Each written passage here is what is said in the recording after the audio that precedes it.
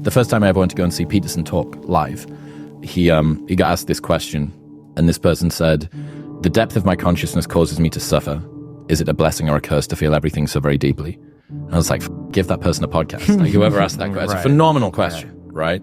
And Peterson thought for a moment, and he said, "The only way out is through. You take more of the thing that poisons you until you turn it into a tonic that girdles the world around you." And I was like, that's awesome. Only you would say that. Yeah, it's like apocalyptic piece of life advice. God. But one thing I'm not getting, there's a big difference between letting people do something for themselves and saying men should be dangerous. By dangerous, that implies I should be ready to threaten someone, to hurt somebody. No, you should be capable of it. But that doesn't mean you should use it.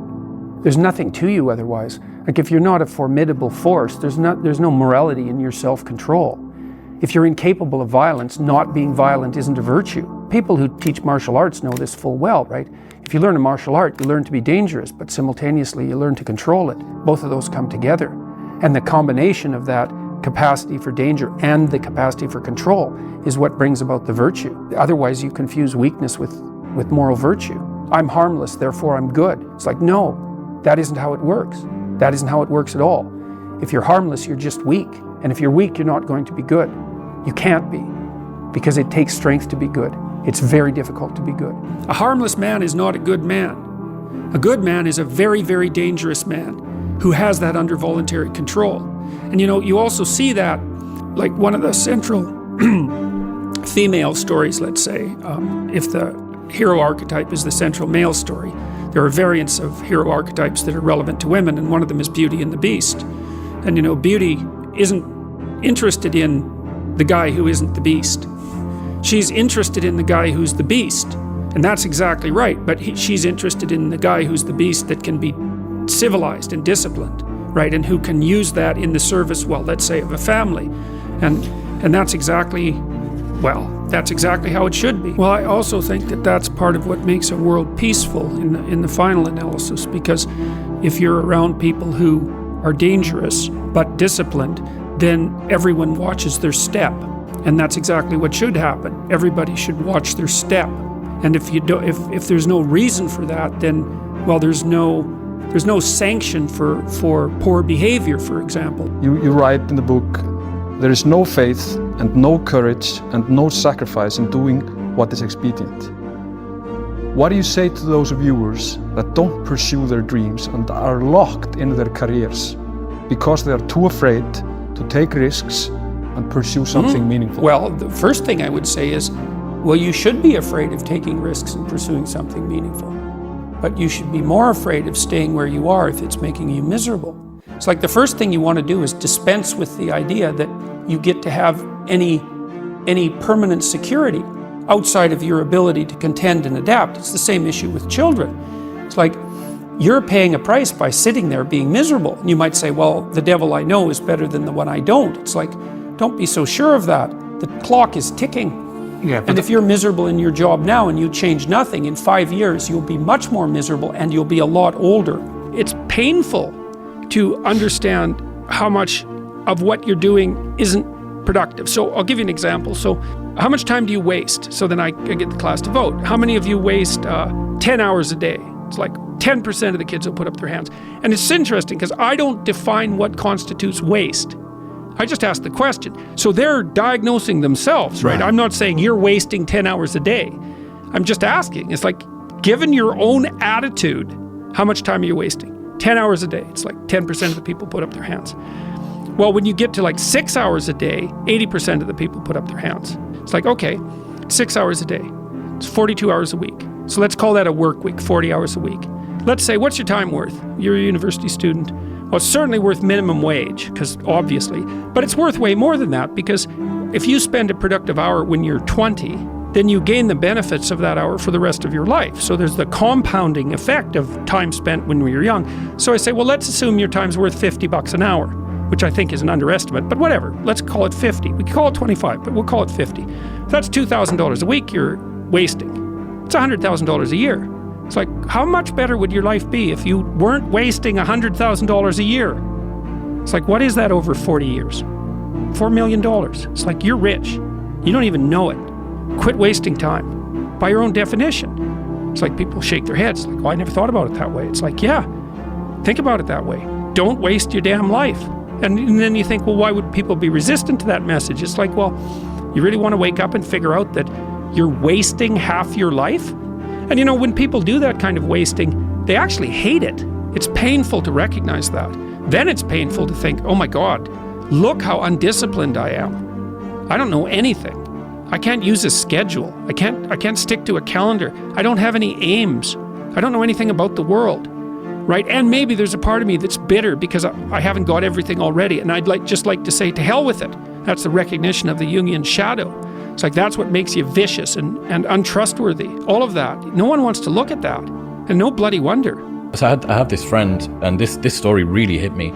So during the pandemic, running a podcast, I was able to have the thing that I feel I'm good at, my artistic pursuit and outlet, that was available for me to continue. It was actually increased because I didn't have other stuff to do. And I have a friend that's a barber, and he got a job at a supermarket. Barbers shut down for a long period of time, and he got a job at a supermarket stacking shelves overnight. And I asked him, I was like, man, how are you finding the new job? This is a big change.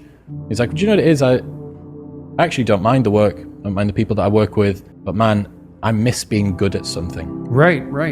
Well, dude, that hit me so hard. Right. I missed being good at something. Yeah. Well, people need the opportunity to be good at something. So then you might ask yourself, well, what's the best antidote to the discomfort of life? And you might say, well, it's comfort. And I suppose that's what you act out when you swaddle a baby. But a better antidote is something like adventure to excellence. And that's far better antidote to suffering than the mere absence of suffering. So not to say that the mere absence of suffering, that's not nothing. You know, Dostoevsky said that every man was responsible for everything he did and for everything that everyone else does, which is kind of an insane statement, but also somewhat it's true in a certain sense. You do have an indefinite responsibility, and you do have an indefinite capacity to bear that responsibility, but that doesn't mean it can't be crushing. And then I would say the antidote to that is that you're not in this alone. As your responsibilities mount and your opportunities increase, you have to delegate. It's important that you do everything you can, but there's enough for everyone to do. And so you might say, well, the heroic path is one that leads to universal redemption, and that's true. And you might say, well, that's all on you. It's like, it is in a sense, but then the problem that you just described comes up. Shouldering too much burden. Well, it can crush you. It can be unsustainable, right? You can torture yourself for not doing it well enough. And it is up to you, but it's not up to you alone. It's not up to you alone. The fundamental issue is that life is tragic and difficult, very tragic and difficult for everyone. And it's also tainted by malevolence, because no matter how things are tragic and difficult, but there's always some stupid thing that you could do or someone else could do that could make it even worse than it has to be. And so that's life. And you need an antidote to that, because that can embitter you. Constant contact with that. Just the tragedy, but the tragedy combined with betrayal and malevolence, that makes it even worse, especially if it's self-induced. Okay, so you need something to set against that so you don't get bitter and resentful. Well, what do you set against that? Doing something worthwhile, by your own definition, say. You need some reason to get the hell out of bed on a terrible day because you've got something good to do. Well, what's the best thing you can do? Transcend your current wretched and miserable self.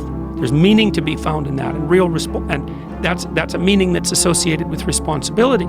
There's been this attempt to identify masculine competence and power, let's say, but mostly competence with tyranny, and that's very, very hard on young men. It's also hard on young women, for that matter, but it's very helpful for people to hear that they should make themselves competent and dangerous and take their proper place in the world. Competent and dangerous? Mm-hmm. Why dangerous? Because it's the alternative to being weak, and weak is not good. The people who shoot up the high schools, they're weak. They're weak. How is it good to be dangerous? Because it makes you formidable. And life is a very difficult process, and it's not you're not prepared for it unless you have the capacity to be dangerous. That doesn't mean that you should be cruel. It doesn't mean any of that. There's a statement in the New Testament, the meek shall inherit the earth, but the meek isn't well translated. It means something more like, those who have swords and know how to use them but keep them sheathed will inherit the world.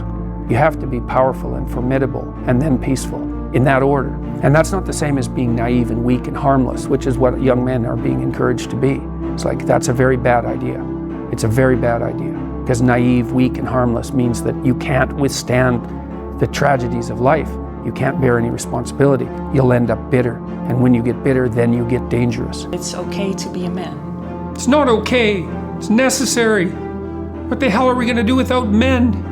You look around the city here, you see all these buildings go up. These men, they're doing impossible things. They're under the streets, working on the sewers. They're up on the power lines in the storms and the rain. They're keeping this impossible infrastructure functioning, this thing that works in a miraculous manner.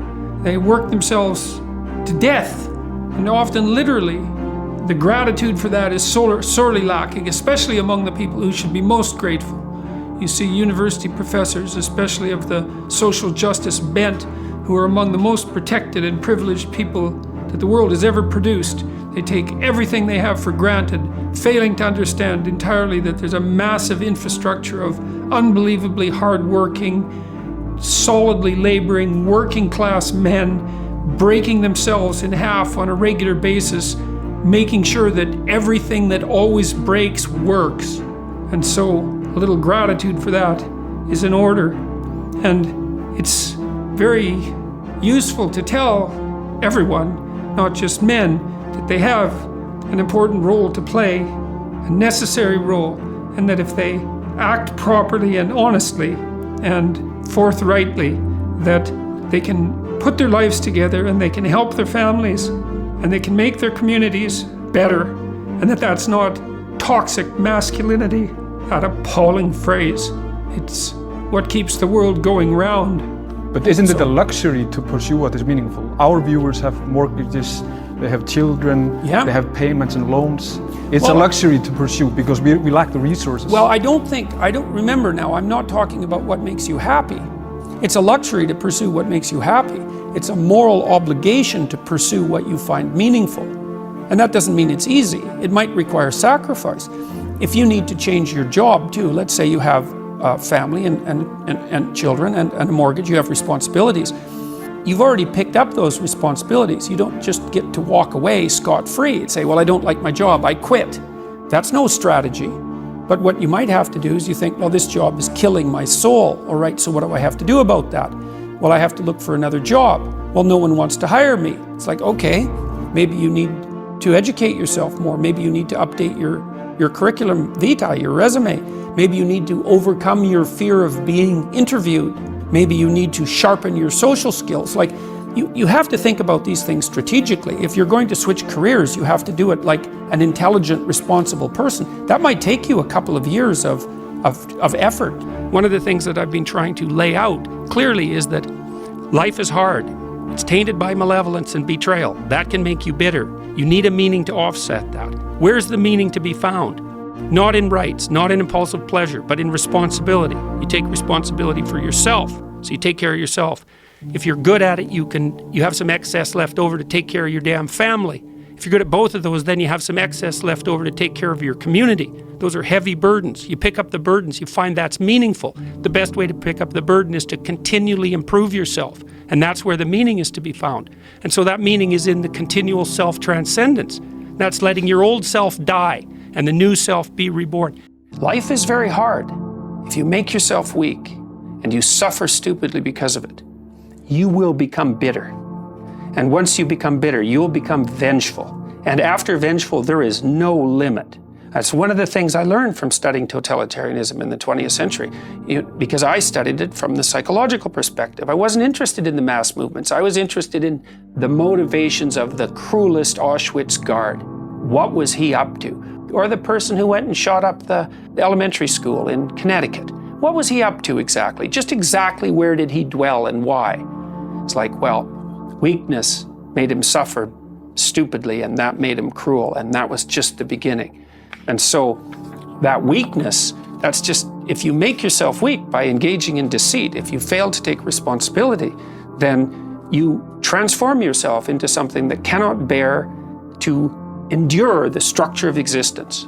and you will torture yourself. And that leads to very bad places, very bad places. I spoke to David Goggins about this last year, about how I was bullied as a kid, and I was quite unpopular in school, and I was an only child, so I didn't really have many people to back me up, in the schoolyard or whatever. For a long time, I had a chip on my shoulder about the kids that mistreated me in school, as you might expect. And then I got toward, maybe a few years ago, and I really, really started to reflect on it and realized that so many of the things that I valued in myself were the light side of something dark that had been created during that time in school. So my complete preparedness to just spend time on my own means that I don't mind about moving out to a country where I don't know anybody and trying to make this podcast thing work, or spending hours and hours working or researching or recording podcasts or doing intros or whatever it is. Like all of those things. Not having a super tight social network as a kid meant that I wasn't beholden to anybody. When I grew up, that I didn't feel the need to have as much support as I go along to do stuff. Now, other sides of it haven't been so great because I still seek validation. I still seek a lot of validation because that was something that I was missing as a kid. But yeah, realizing not only you probably wouldn't be here if it wasn't for the things that you went through. Okay, there's step one. And then step two is, and I'm quite grateful for what I've done. And then step three would be something like, wow, I'm proud of myself for having turned something that was negative into something that's positive. But then another level above that would be, wow, so maybe I should be thankful. Yeah, right. Well, we could put past, present, and future in the same bin. Say, well, one of the things that you want to do is practice gratitude. That's one of the primary religious rituals, you might say, is the practice of gratitude. And you might say, well, my life is so horrible. What do I have to be grateful for? And I would say that's, for better or worse, that's still a form of blindness, right? I mean, people can have very, very difficult situations, can be in very, very difficult situations. And it's in those difficult situations where the search for gratitude becomes something that is by necessity deeper and more difficult. But that doesn't mean it's not appropriate. And there is a very tight association between loving your enemy and being grateful in spite of the terrible things that occur in your life.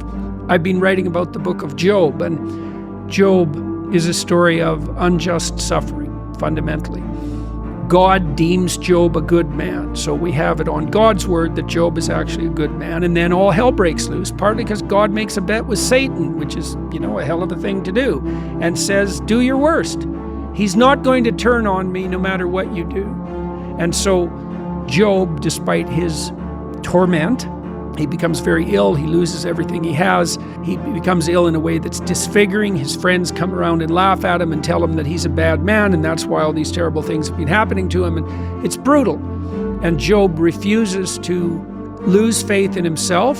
He says, look, I'm not perfect. But as far as men go, I've done what I should do, and I'm not being punished in some manner that's obviously related to my sin. It's more like the random play of tragic forces in the world. I'm not going to lose faith in myself no matter what. And I'm also not going to, his wife says, shake your fist at God, curse him and die. Because things have gone so badly for Job, she thinks that's all that's left to him, and he refuses to do that. So he maintains faith regardless of what's happened to him. And that's really the moral of the story of Job, which is that you are morally obligated to maintain faith no matter what happens to you. And there's a practical side to that. So imagine that God and Satan conspire against you. There'll be times in your life where it feels like that's happening. And then imagine that your reaction to that is to become bitter and resentful and hostile. Well, then whatever hell you're in, merely as a consequence of the confluence of tragic events, you have opened a whole other hell underneath it. The hell of bitterness and resentment and ingratitude, and that turns into the desire for revenge very, very quickly. If you think things are bad just because they're bad, you wait till you see how bad they can become if you allow yourself to be corrupted by your unjust suffering.